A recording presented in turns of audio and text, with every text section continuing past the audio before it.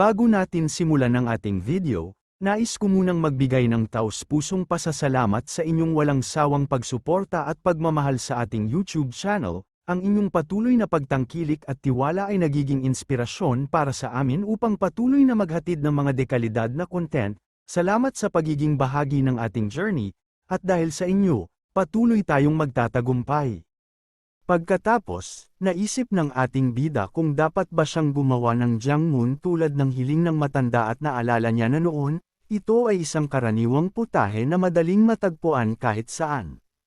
Ngunit sa mga panahong iyon, halos imposibleng hanapin ang mga sangkap. Alam niya na una niyang dapat tukuyin ang Japanese style at Chinese style, dahil kakailanganin niya ang fermented black soybean paste. Pagkatapos, alam niya na ang problema ay ang mga noodles, dahil kahit may tindahan ng noodles, wala na sa stock. Kaya kailangan niyang gumamit ng fried instant noodles.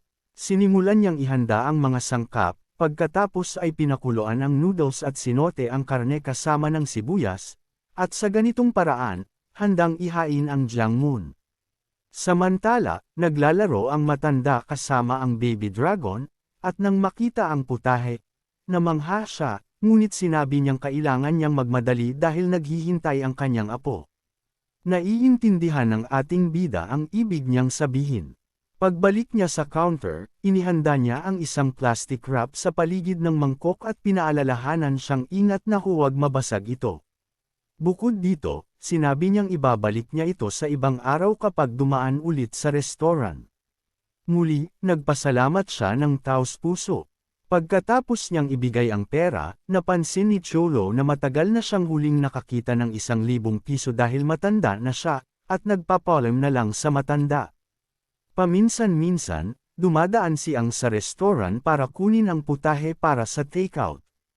Napansin niya na sa bawat pagkakataon, iba ang taong tinatanggap ng matanda ang pagkain at kahit ang mga mangkok ay hindi na naibabalik sa restaurant.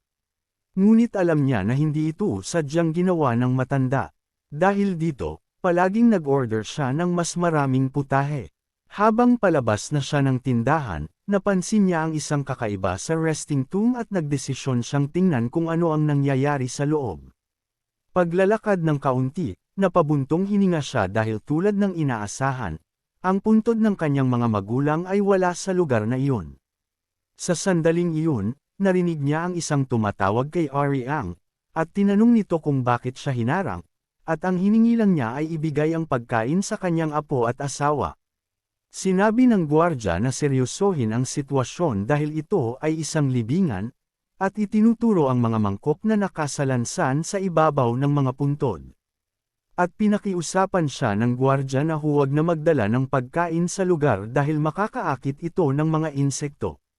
Bukod dito, pinagsabihan siyang huwag matulog doon dahil baka magkasakit siya, at muling pinaalalahanan na alisin ang mga mangkok o siya mismo ang gagawa nito.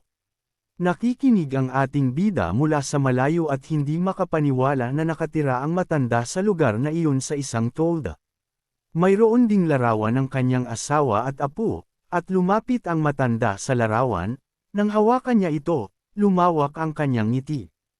Iniisip ng ating bida na ang tao ay hindi lamang ngumiti kapag masaya, kundi pati na rin kapag mahirap na pigilan ang pag-iyak. Alam niya na natututo ang mga tao na ngumiti dahil siya rin ay madalas ngumiti noon sa kanyang nakaraan, at naging ugali na ito. Sa gabi, bumalik ang ulan at si Chuho ay nasa bintana kasama si Cool, masayang nanunood ng ulan. Sinabi ng ating bida sa kanyang kaibigan na kailangang bumili ng damit para sa baby dragon at pinaalalahanan siyang huwag buksan ang bintana dahil malakas ang ulan. Halos sumuko siya, ngunit bigla namang tumakbo palabas dahil si Clay ay biglang binubuksan ang bintana. Nagkomento ang ating bida na tunay ng asul na dragon dahil gusto niya ang ulan. Sa sandaling iyon, nag-anunsyo sa radyo na mag-ingat ang lahat sa mga kelpies dahil sa malakas na ulan. Patuloy nilang inuulit ang babala. Narinig ito ng ating bida at sinabi niyang aalis na siya. Kahit na umuulan, pumunta siya sa balkonahe dahil may masamang kutob siya at lumipad ng buong bilis. Habang lumilipad sa ibabaw ng lungsod, iniisip lamang niya ang kakaibang pakiramdam. Samantala, natagpuan ng matanda ang sarili sa harap ng estasyon ng tren at nagtataka kung nasaan siya. Nakita niya na ang boarding para sa Gondo Jack ay diretsyo sa harap niya. Nakita niya ang papalapit na tren hanggang sa huminto ito sa tabi niya. Bumukas ang pinto at naguluhan siya nang makita ang isang lalaki na may sombrero, na tinatawag siya upang sumama. Ngumiti siya sa isip na gwapo ang lalaki, ngunit sinabi niyang hindi niya matakpan ang amoy ng baryo. Sa sandaling iyon, lumitaw ang isang maliit na batang lalaki at nagalak siya na muli makita ang kanyang apo. Ngunit nang lingunin niya ang kanyang asawa, nagulat siya dahil hindi na niya matandaan ang mukha nito. Habang unti-unting naglalaho ang kanyang alaala at nagiging malabo ang mundo, parang isang larawan na malabo ang focus. Naiisip niya ang kalungkutan na hindi na niya maalala at nakikita ang kanyang sarili sa isang itim at puting mundo. Sa sandaling iyon, lumapit ang isang halimaw at pumasok sa kubo kung saan siya natutulog. Ang kelpie ay lumapit at binuksan ang napakalaking bibig upang lamunin siya. Ngunit sa isang suntok lamang, tuluyan itong pinasabog ng ating bida. Ginawa niya ito habang ini-imagine na hinuhulaan ang pinakamalala at pinapansin ang mga nabasag na mangkok. Masaya siya na nakarating siya sa oras. Sa sandaling iyon, narinig ni Chilho ang ilang sigaw na tumatawag kay Ang, at dahil dito, lumipad siya ng mataas at mabilis patungo sa langit. Ang gwardya ay naiwan na naguguluhan dahil siya mismo ay nakakita ng kelpie. Lumapit ang spear mage at pagkatapos hawakan ang isang monasteron sa kanyang kamay, nakumpirma niyang may mga bakas nga ng halimaw sa sementeryo. At sa nakitang laki ng tubig na nabuo sa lupa, naniwala siyang malaki ang halimaw. Sinusubukan niyang maintindihan kung ito ba ay ang hindi kilalang puwersa na muling tumutulong, at hindi na nag-atubili. Iniutos niyang ilipat ang matanda sa association, dahil posibleng may iba pang mga halimaw sa paligid. Sumakay siya sa likod ng gwardya, habang iniisip ang kanyang yumaong asawa. Sa kanyang isip, nakikita niya ang portrait, ngunit hindi niya makita ang mukha ng kanyang asawa o ng kanyang apo.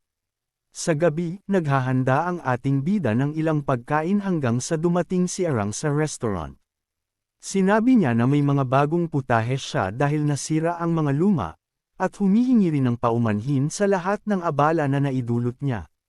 Sinabi ng ating bida na huwag mag-alala at napansin agad niyang may bagong damit siya, kaya tinanong niya kung pupunta ba siya sa isang lugar.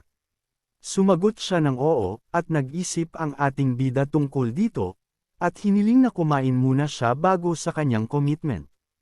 Nagsimula si Cholo sa paghuhugas ng mga pinggan at tinanong kung ang Jiangman ay angkop na pagkain.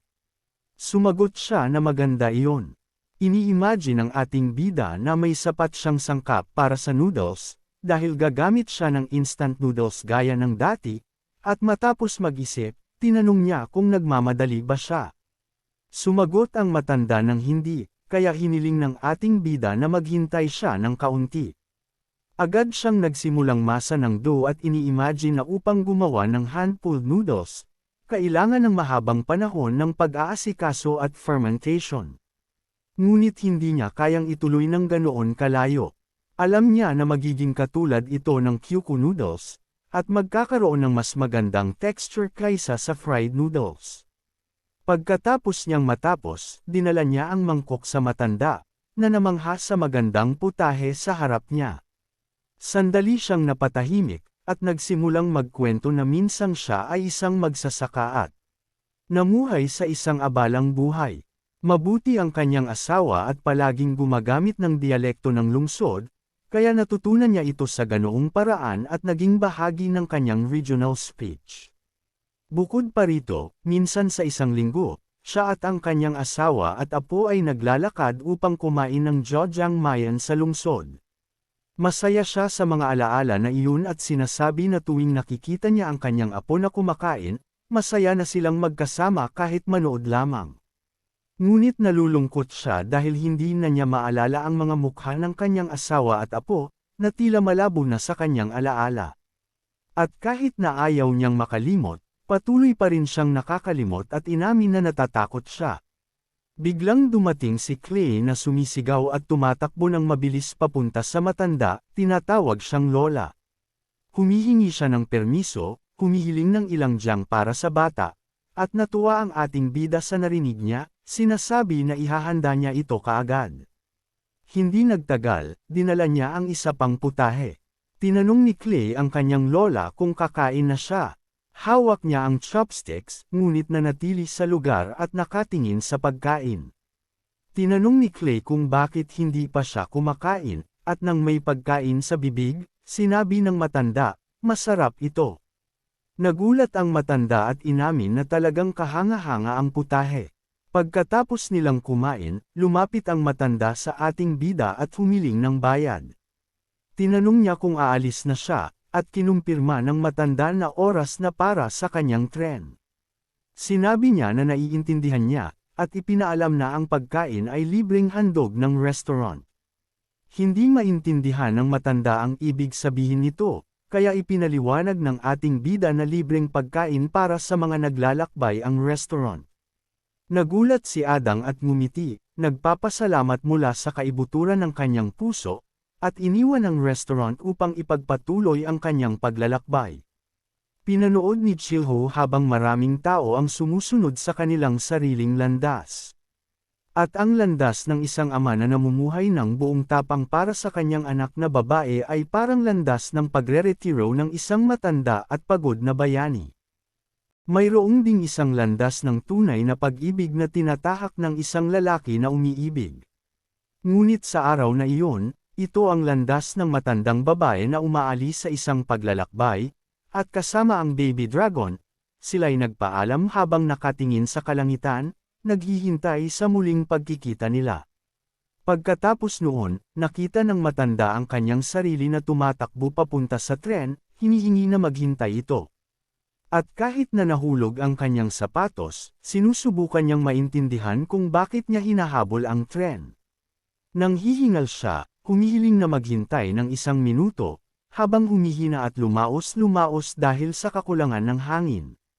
Sa loob ng kanyang imahinasyon, nakita niya ang mga tao na nakangiti, at napansin ni Ariang ang kanyang unang anak na babae, pangalawang anak na lalaki, pati ang bunsong sanggol at maging ang kanyang apo.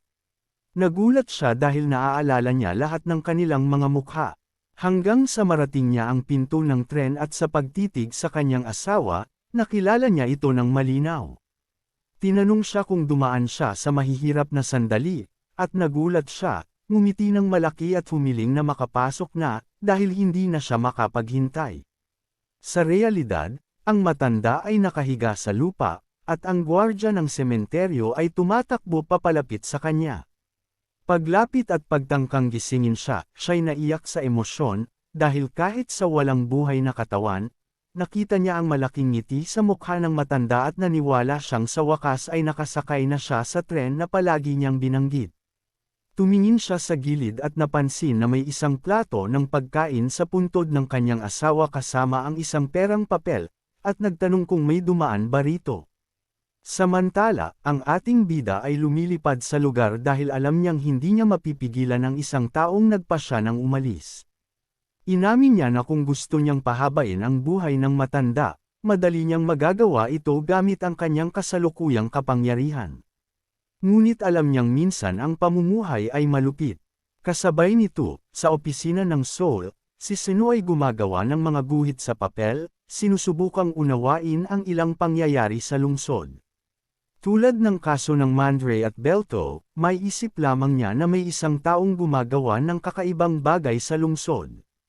At tanging alam niya ay isang pinakamataas na nilalang na lampas sa imahinasyon ng lahat, ngunit kakaibang tahimik kahit na walang malasakit. Sa sandaling iyon, may ideya siya kung sino ito at naisip si Georger, na nawala noong malaking pagsalakay 10 taon na ang nakalipas. Ngunit agad niyang binago ang isip dahil malinaw niyang nakita ang mga awakened kasama ang level boss monster na pumapasok sa portal habang magso-self-destruct siya, at sa sakripisyong iyon, naisadyep ang di mabilang na buhay. Sa publiko, isa siya sa 3 level 1 awakened sa Korea, ngunit alam nila na ang kanyang pagkamalay ay hindi na makakabalik. Ang kanyang susunod na hinuha ay baka may isang awakened sa level 0 ang asosasyon, na sa madaling sabi ay isang supreme level. Itinapon niya ang lahat ng papel pataas dahil hindi na niya alam kung ano ang iisipin, at nagmuni-muni na simula pa lamang ng Magic Stone Mine, nagsimulang lumabas ang mga high-level monsters mula sa dungeon, na parang pinipigilan ang isang malaking pagsalakay. Hindi niya maintindihan kung bakit siya nag-aalala sa napakaraming bagay. Nagpasya siyang harapin ang pinakamahalagang usapin, dahil alam niyang ang pinakamalaking problema ay isang tiyak na tao, tinuturo ang nakababatang kapatid ng level 1 awakened na si Jagger. Samantala, sa Korean Association of the Awakened, dumating ang empleyado na may daladalang ulat ng mga estudyanteng magtatapos sa semestreng iyon. Kinuha ng direktor ang mga papel at tinanong kung baka ito na ang 3 bagong kasapi na narinig niya. Sinimulan niya sa pagtingin sa file ng estudyante mula sa Cypher School. Ito si Mijim, isang 3rd grade healer. Alam niya na may mataas na posibilidad na ma-promote siya sa 2nd grade, bukod pa sa pagiging anak ng 16. Ngunit batid niya na ang taong namamahala ay mayroon ng awakened na healer, kaya naisip niyang nakalulungkot. Sunod niyang tiningnan ang file ni Yamyong, isang 3rd grade fire mage, at nakita itong medyo kawili-wili, ngunit nag-alala siya tungkol sa ika-3 freshman, na tumutukoy sa awakened na si Ryzen, isang 3rd grade awakened na may kakayahang werewolf. Mayroon itong napakataas na growth potential at nakatanggap ng codename na werewolf. Bukod dito, may 2 espesyal na tala sa file niya. Ang una ay mayroon siyang nakababatang kapatid na tunay na dugo, na nasa 1st grade, na nawawala 10 taon na ang nakalipas. At ang pangalawa ay ang mas nakakainis na problema. Habang binabasa ang file, napagpasyahan ng direktor na ang batang lalaki ay mulit ang nagdulot ng gulo. Kinumpirma ito ng sekretarya, sinasabi na si Ryzen ay nag-iikot sa lungsod, nakikipaglaban sa mga mercenary captains. Ramdam na niya ang sakit ng ulo na paparating at nagtanong kung ano ang nangyari. Ipinaliwanag ng sekretarya na tinalo ng bata ang mga mercenary captains mula sa 4 na lokasyon, at pagkatapos ay pumunta siya sa Sodamon.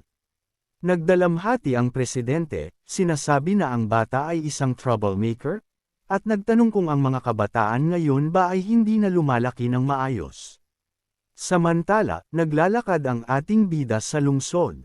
Naiisip niyang bumili ng spicy pork stir fry, ngunit sarado ang maliit na pamilihan, kaya kailangan niyang kumuha ng ibang karne, kahit hindi niya alam kung anong halimaw ang magiging angkop. Napansin niya na marami ang karne ng Beltos at hindi niya maintindihan kung bakit, nagtatanong kung may malaking pagpapakita ba ng malalaking baboy sa crystal mine na pinuntahan niya kanina. Patuloy siyang naglalakad hanggang may napansin siyang mga damit, at tinawag siya ng nagtitinda. Tinanong niya kung may sukat para sa 5 taong gulang na bata. Tinanong siya kung prinsesa o prinsipe siya, at sumagot siya na mas parang prinsesa siya. Sa sandaling iyon, may hamuli sa kanyang pansin, may isang sumisigaw ng parang baliw. Si Ryzen ang nagdudulot ng gulo dahil gusto niyang labanin si Kyuk. Pinagmamasdan ni Cholo mula sa malayo, nagmumuni-muni sa pangalang Hyuk, at naalala na siya ang bagong kapitan ng Temple Mercenary Group na dumating matapos umalis si Taihong, ngunit wala siyang ideya kung sino ang blonde na lalaki. Tinuro ni Ryzen at ipinakilala ang sarili, sinasabi na siya ang lalaking tumangging tanggapin ang alok ng asosasyon. Nagulat ang ating bida na makita ang isang bata na nagpakilala ng ganoong kagalang-galang. Patuloy na sumisigaw ang batang blonde, nagbabala na kung matatalo siya, sasali siya sa mercenary group hanggang may sumulpot na miyembro ng grupo at sumigaw na ang kanilang kapitan ang pinakamahusay. Nagulat si Ryzen at biglang tumawa. Base sa kanyang pagkakaintindi, natatakot sa kanya ang Temple Mercenary Group, at tila pagkatapos ng pagre-retiro ni Taiwang, lahat ay natakot. Bigla, may dumating na isang tao na sumipa sa lahat ng bagay at nagtanong kung sino ang napakaimpaktadong tao na nagdudulot ng gulo ng maaga.